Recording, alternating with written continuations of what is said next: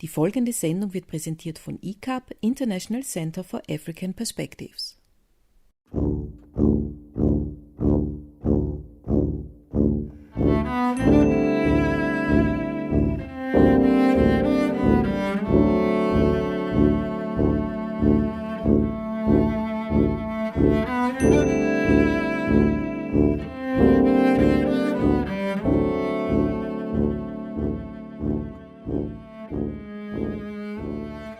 In der heutigen Sendung berichten wir über den World Summit Awards Kongress.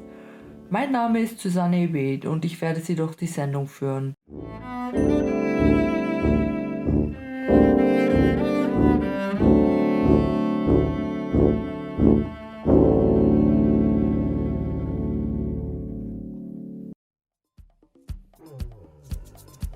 Der World Summit Awards Kongress fand letzte Woche in Wien statt. Die World Summit Awards haben als Aufgabe, kreative und digitale Inhalte zu fördern. So sollen wirtschaftliche und soziale Spaltungen verringert werden. Am World Summit Awards Kongress stand das Netzwerken der Teilnehmerinnen im Vordergrund. Wir waren beim Kongress dabei. Unter dem Motto Hack the Gap wurde vom 8. bis zum 11. März 2020 der World Summit Awards Global Congress im Erste Campus Wien abgehalten. Hier präsentierten sich Unternehmen aus der Information- und Computer-Technology-Industrie und erklärten ihre Idee, wie kreative, digitale Inhalte die wirtschaftliche und soziale Spaltung überkommen können und wie ICTs dazu beitragen können, dass Gendergerechtigkeit und Nachhaltigkeit erreicht werden. Die World Summit Awards stehen in enger Beziehung zu UN-Organisationen wie UNESCO, UNIDO und Unter und haben eine gemeinsame Geschichte mit dem United Nations World Summit on the Information Society. Die World Summit Awards orientieren sich stark an den UN Sustainable Development Goals, SDGs, die als Maßstab für den Erfolg der Unternehmen herangezogen werden. Die SDGs definieren 17 Ziele, durch deren Umsetzung sich Frieden und Wohlstand auf der Welt verbreiten sollen. Ein Ende für Armut, qualitative Bildung, sauberes Wasser, Klimamaßnahmen, weniger Ungleichheiten, nachhaltige Städte und eine verantwortungsvolle Konsumation und Produktion befinden sich unter den SDGs. Die World Summit Awards berichten über nationale Entwicklungen an das United Nations World Summit on the Information Society und unterstützen auf diese Weise die UN Sustainable Development Agenda. Today we present a brilliant occasion to explore digital solutions for gender justice. And I would like to invite our distinguished hosts who helped make the WSA Kongress happen. I would like to start off with the first remarkable lady who is in charge of social banking at the Erste Bank Group. Her name is Kamasita Nada.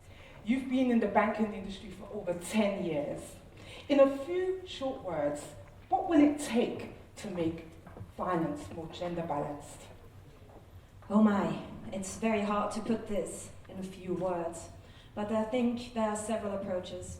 Firstly, forget history. History is not significant for what is to come. The balance is going to shift. More and more women are going to push into the financial world, and it doesn't make sense to build anything on the past here. And also forget this in future models, especially in risk assessment. Then we need role models. It is necessary from the investor side and also from the lender side that women also push into the public and that we, in a form, represent role models that can replicate themselves.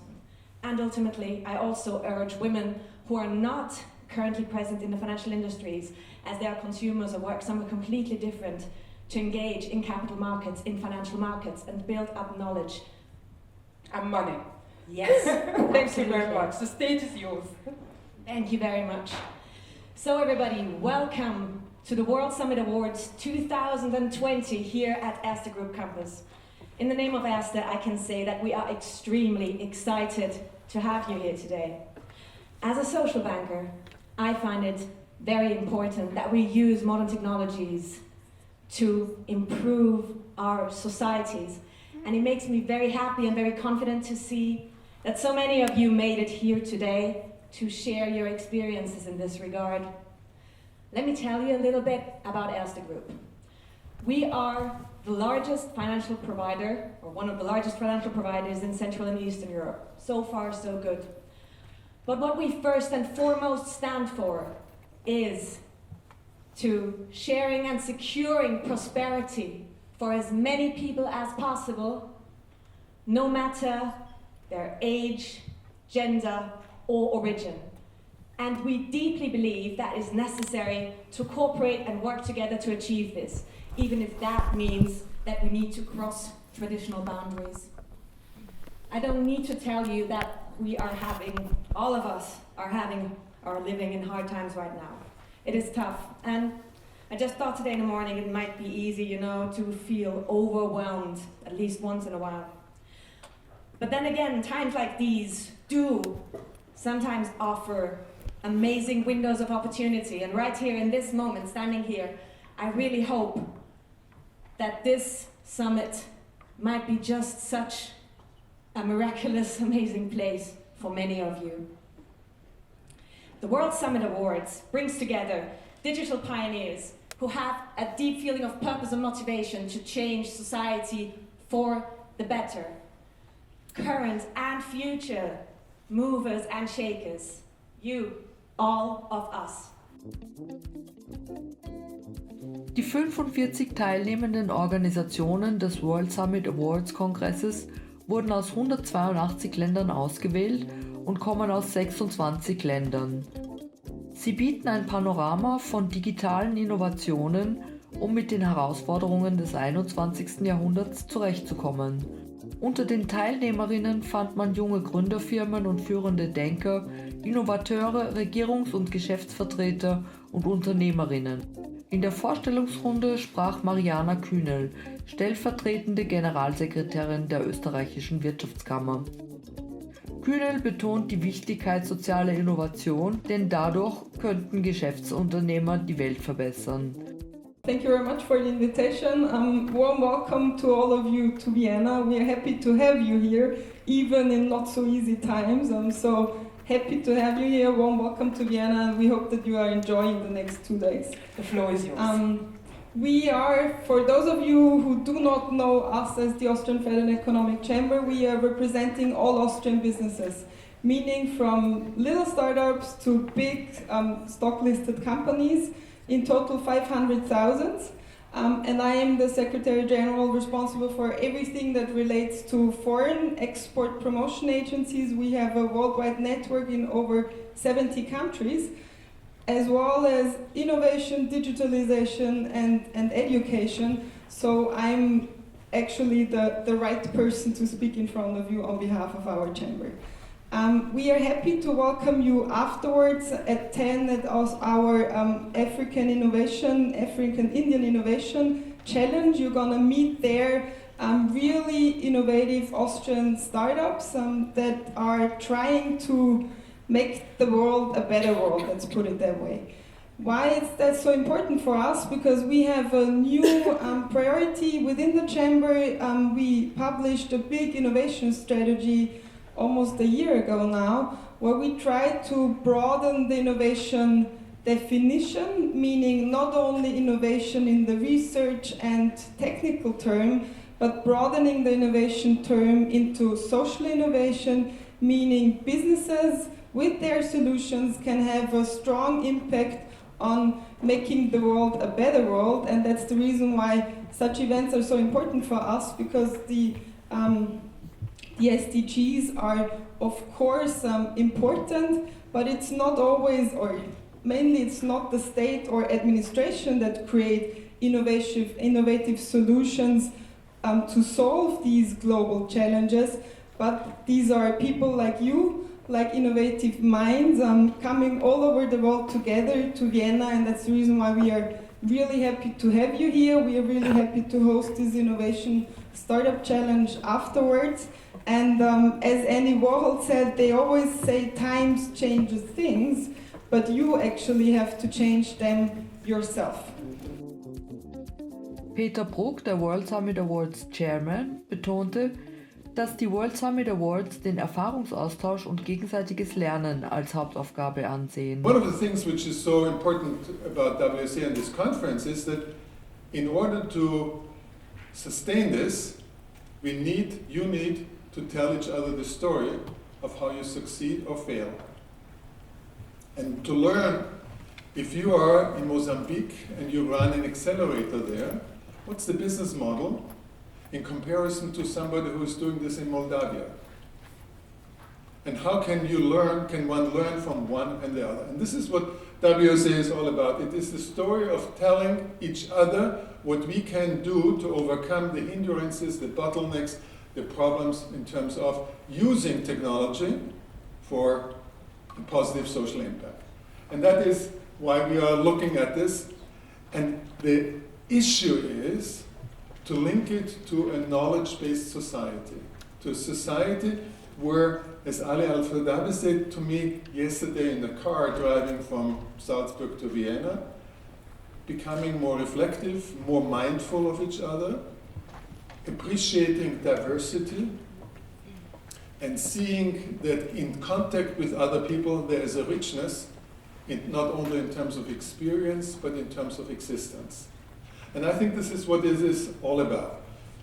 On the one hand, bridging digital divides is not a purpose in itself, but it is a purpose in terms of creating societies which heal each other, where we can heal each other from angst, from fear, from loneliness, and from exploitation. And I think this is something very important to see, that your presence here should give you an encouragement to share not only the stories, but also to create more hope in this regard.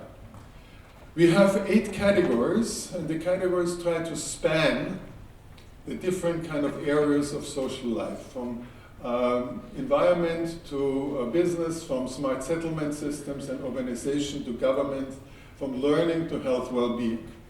But also there's one which is very important and very dear to me, which is inclusion and empowerment. And I will come back to this in a second. These categories are the categories where many of you, have developed your own projects, your own businesses, and where you have been selected from among maybe 3,000, 4,000, 5,000, 6,000 around the world, 400 and more submitted then for the final round, and where the jurors met in Tunis last December to select the 45 winners.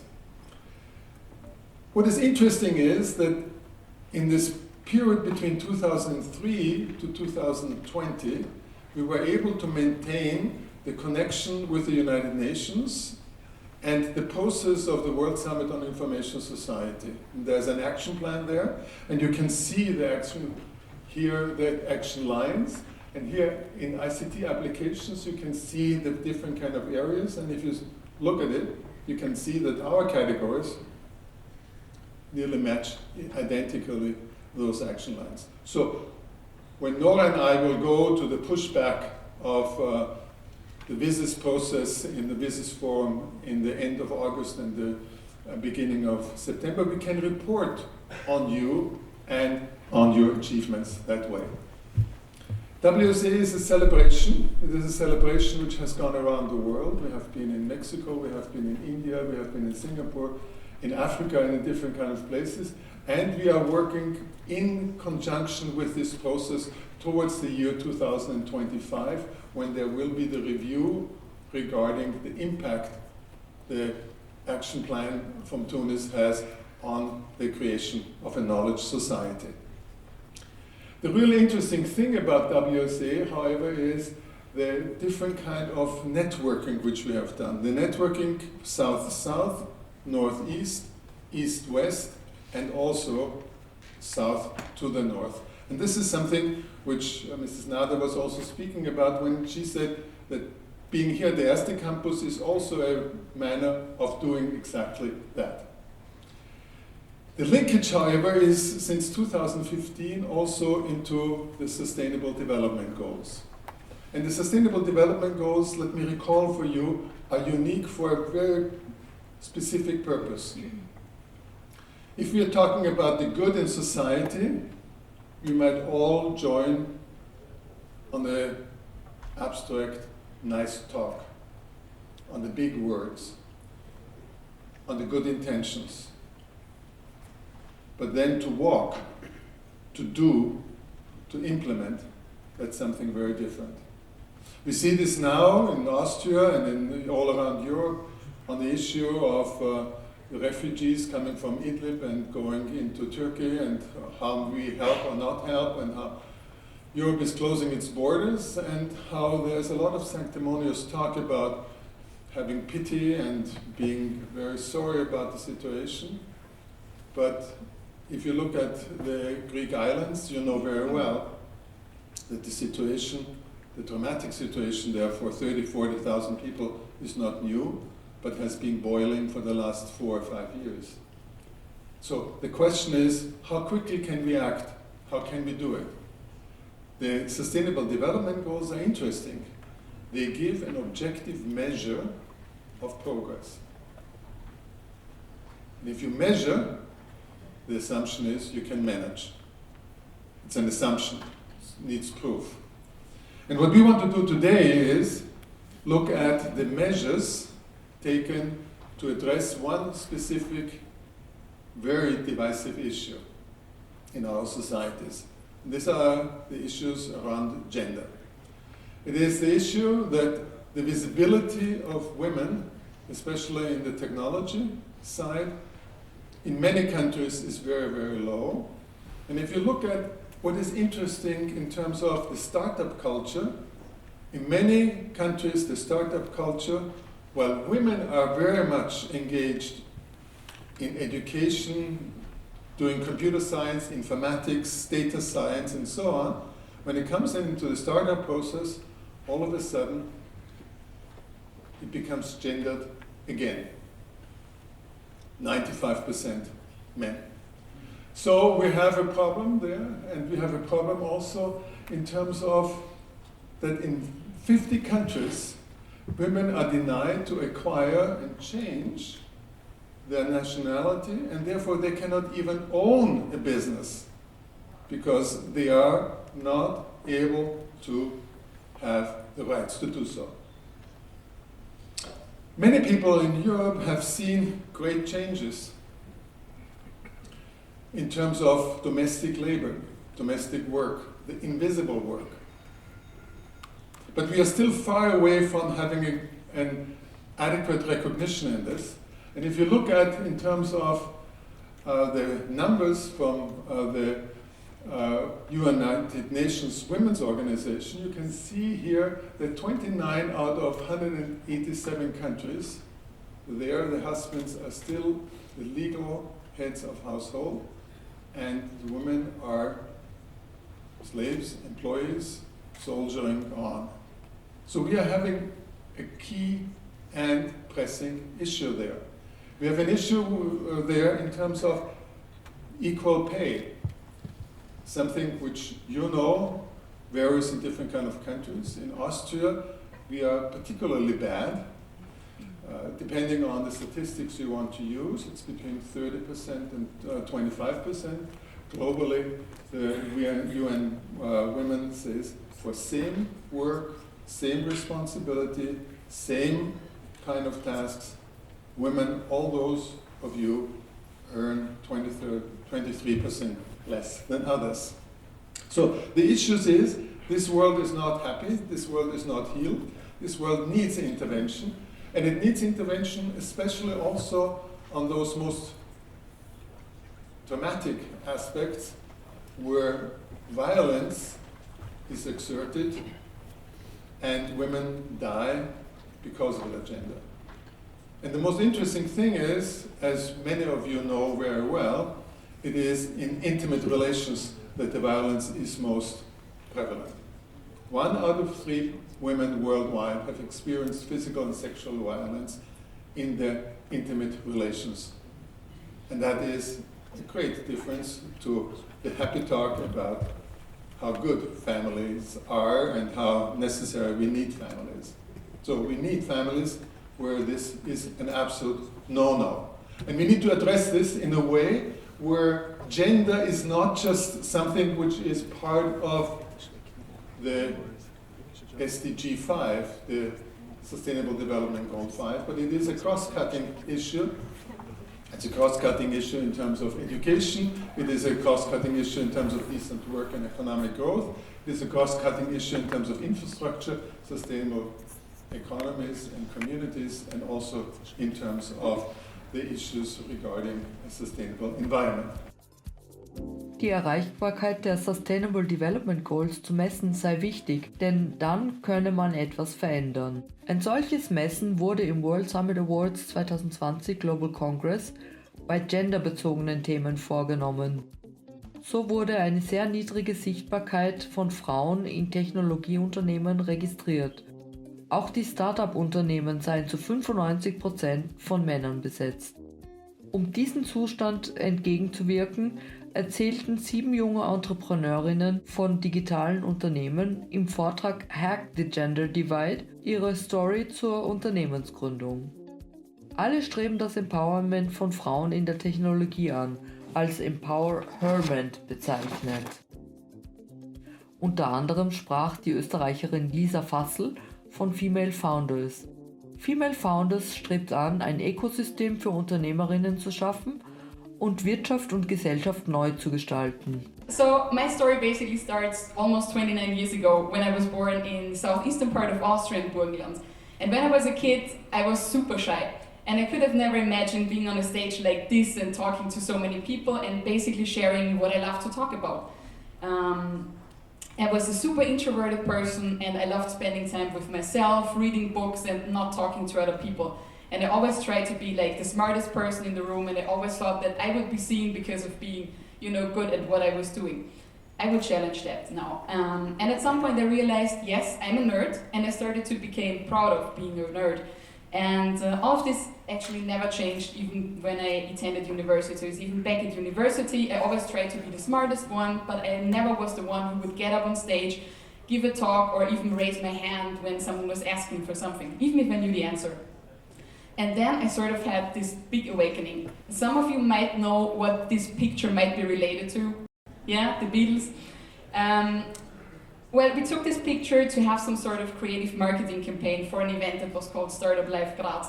I was responsible for marketing. I think it's good that I didn't stay in the marketing department because this was the most creative thing I could come up with. So it's good that my career sort of changed.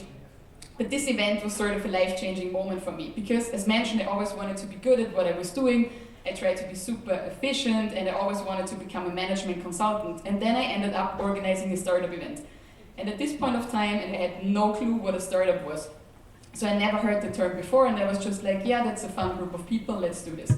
And what I realized when we organized this event and we were basically working from Friday night until Sunday night, I realized that these people that are creating these startup companies, that are working in this technology area, they are super inspiring. Because what they have is passion. They love what they do. And at the same time, also they work like 24 hours a day, 7 days a week. They are super happy. And that was something completely new for me. And I think what kept them going was their will to change something, to have an impact and to really change the world. So working with these people, I realized every one of them really knows that he or she can actually make a difference and have an impact. And I actually thought, well, if those people have this and can actually make an impact, I think I can also do this. I can also have an impact and I can make a difference with the things that I'm doing. So as mentioned, I sort of had this awakening moment where I realized, yes, I can do something no matter where I come from, no matter what I do. Fast forward to 2020, as mentioned, we're running an organization called Female Founders, and we started in 2016 with a small series of events. And as it happens in this entrepreneurial journey, you just do things. And somehow it seems to make sense, but actually you're just doing things and you're sort of running behind things. And last year we asked ourselves the question, why do we actually do this? And one of my dearest colleagues, she's not here unfortunately because she would love to hear this, that she had this big impact on me. She asked me the question, why do you actually do this? So what is your very personal why on why you're doing female founders?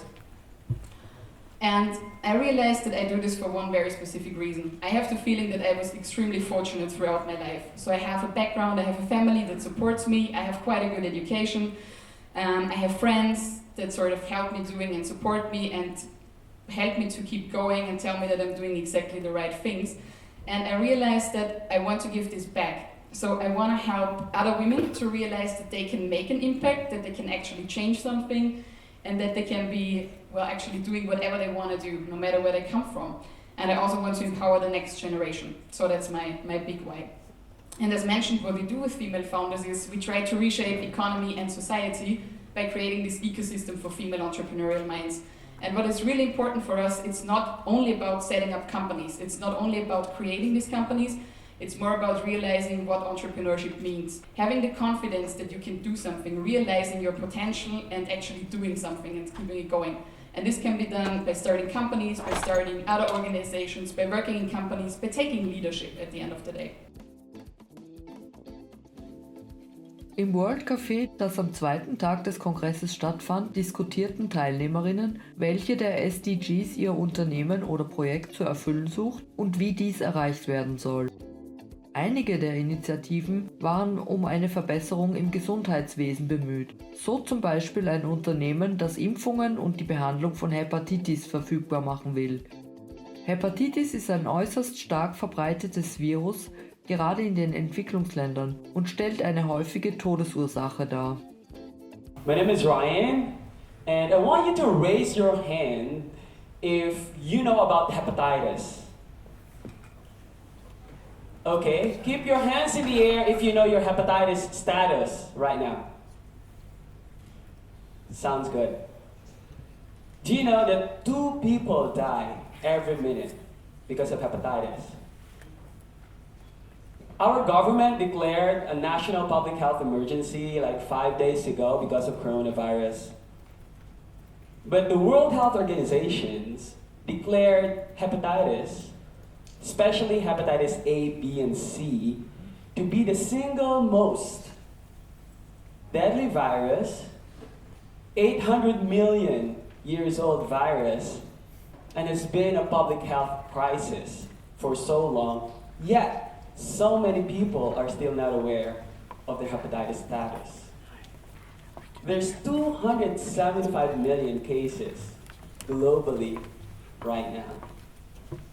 Unfortunately, 90% of the patients are not even aware that they carry the virus. So I would like to take this opportunity to, number one, challenge you to get yourself tested. There's vaccine available for hepatitis, and most countries, developed countries, have access to vaccination. But unfortunately, majority of the cases are on developing countries. Second, there's very minimal investment to elimination of hepatitis. For the Philippines alone, where I came from, it will cost $2 billion to solve this.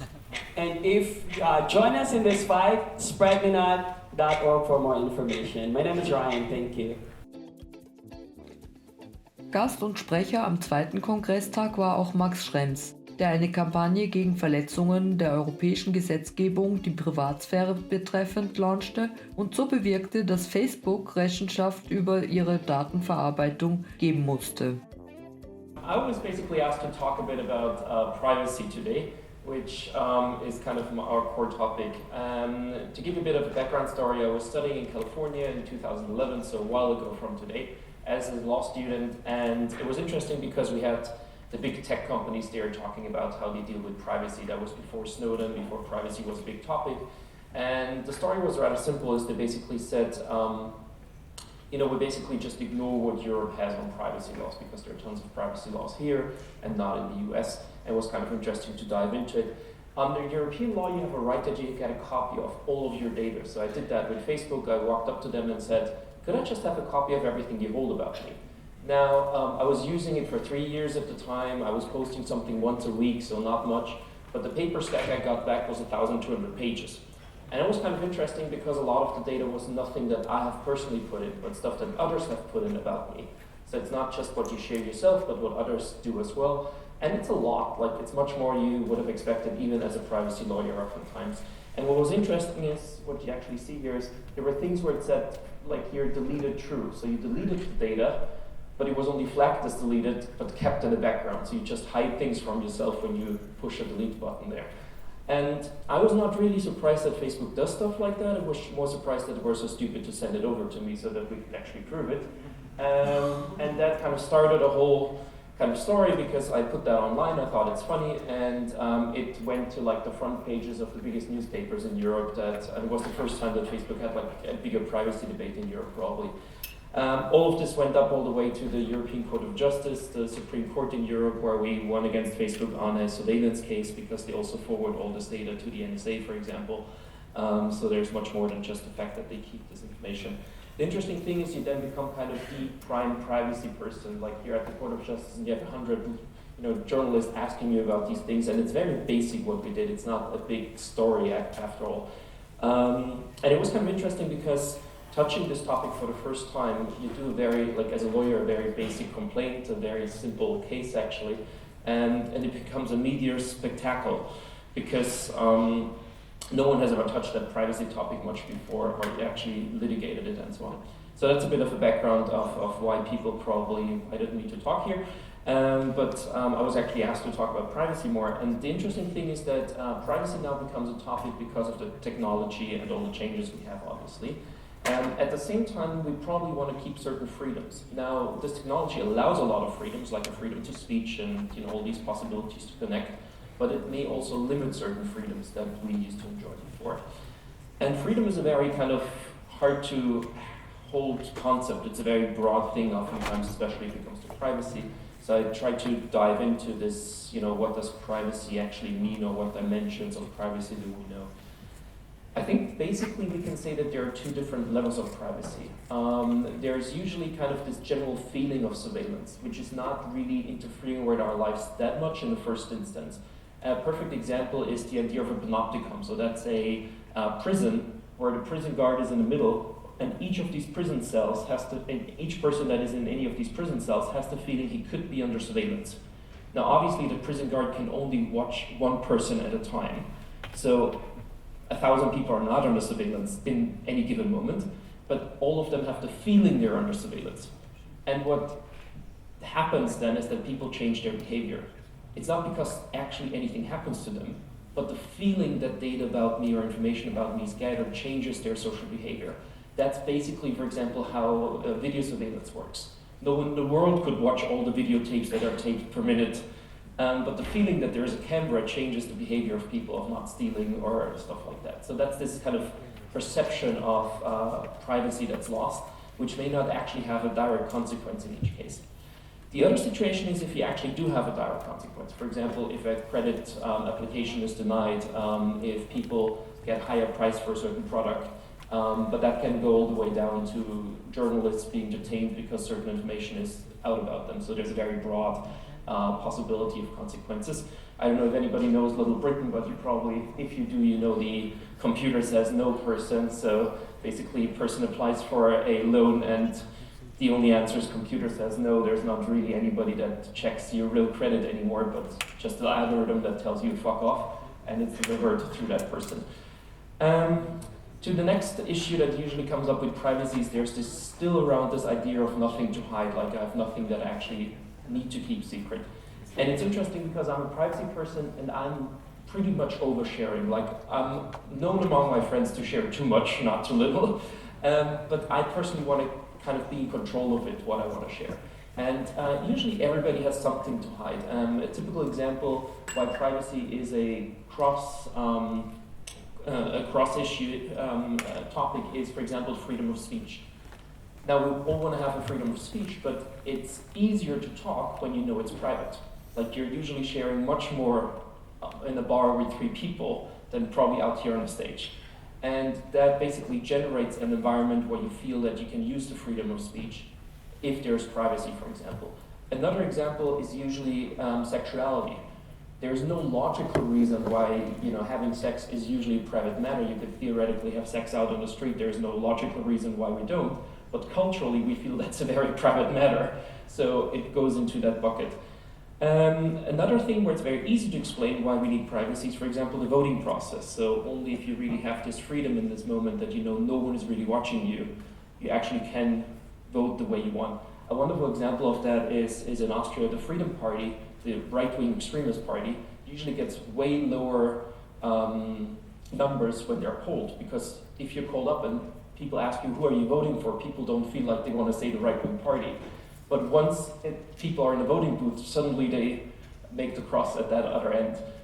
For Austrians, it was funny that, for example, when Trump came along in the US, that was a new phenomenon. We knew that phenomenon for a long while. Going to Trump, probably this secrecy in your ballot also is the reason why this picture got kind of promoted or well known. But it's exactly this overreach into the privacy of the other person in that very sacred moment that probably made that picture kind of go around the world.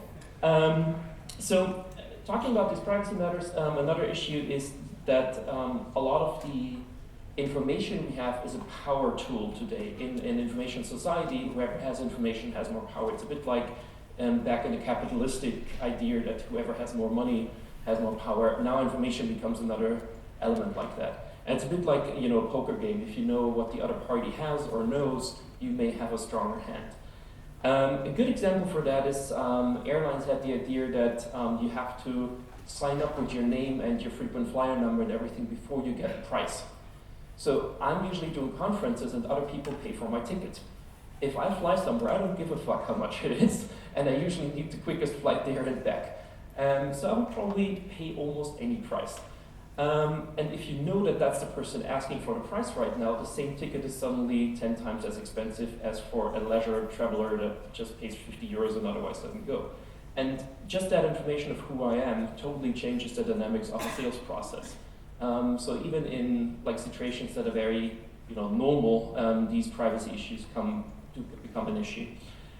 Another thing, especially in the setting here, that I just wanted to throw in real short is that privacy is a highly cultural matter. We all talk about privacy, but each culture usually feels that something else is private. A good example of that was when the US had the first cases around privacy, they changed it, but in 1928, there was the big question if telephone calls are private.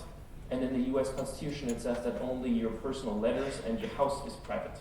Now the question is a phone something like that?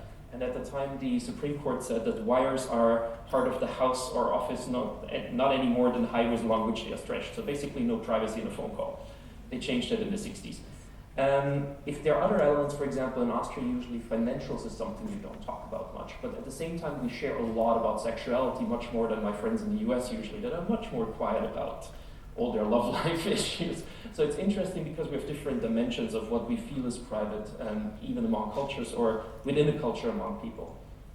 And now where we have global network, all of these cultures kind of collide also. So oftentimes there's a certain dominant culture from mainly California that designs all these products that may interfere with the ideas of privacy in other countries.